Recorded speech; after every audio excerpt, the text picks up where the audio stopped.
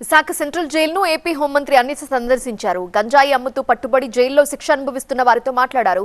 800 మంది సామర్థ్యం ఉన్న జైల్లో 2000 మంది ఉంచారని అన్నారు. చిన్న పిల్లలు డబ్బుకు ఆశపడి గంజాయి సరఫరా చేస్తూ పట్టుబడి జైల్లో మగ్గుతున్నారని అన్నారు. గంజాయి స్మగ్లర్లు మాత్రం దర్జాగా బయట తిరుగుతున్నారని చెప్పారు. కొందరికి బెయిల్ వచ్చినా షూరిటీ లేక జైల్లోనే ఉండిపోయారని తెలిపారు. హోం సెక్రటరీతో మాట్లాడి ప్రత్యామ్నాయాలు చూస్తామన్నారు. సెంట్రల్ జైల్లో గంజాయి డి అడిక్షన్ సెంటర్ ఏర్పాటు చేస్తామన్నారు. గంజాయి డ్రగ్స్ విషయంలో ఉక్కుపాదం మోపుతామని హోంమంత్రి స్పష్టం చేశారు. చిన్న పిల్లలు 17 సంవత్సరాలు 18 సంవత్సరాలు 20 సంవత్సరాల పిల్లలు గంజాయి కేసుల్లో వాళ్ళందరూ కూడా ఈరోజు ట్రయల్స్ నడిచి రిమాండ్ ఖైదీలుగా ఉన్నారు. ఒక్కొక్కరు 7 నెలలు 11 నెలలు. వాళ్ళతో నేను మాట్లాడితే ఏం చేసావయ్యా, ఎందుకు తీసుకొచ్చారని అడిగితే 10,000 రూపాయలకి నాకు ఇస్తానన్నారమ్మా, నాకు ఈ ప్యాకెట్ తీసుకెళ్ళిమ్మన్నారు, సో నేను ఇచ్చాను, నేను అరెస్ట్ అయ్యాను. అంటే విషయం ఏంటంటే చాలామంది గిరిజనులు ఈరోజు ఇబ్బందులు పడే పరిస్థితి కనిపిస్తూ ఉంది.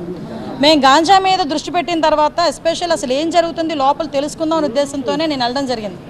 అక్కడికి వెళ్ళిన తర్వాత చాలా ఆశ్చర్యకరమైన సంఘటనలు ఏంటంటే ఈ 5,000 రూపాయలకి 10,000 రూపాయలకి వాళ్ళకి భూములు అంటే వాళ్ళకి గడవక చేసే పనులకి అది నేను కరెక్ట్ అని చెప్పట్లే, అది కూడా తప్పే.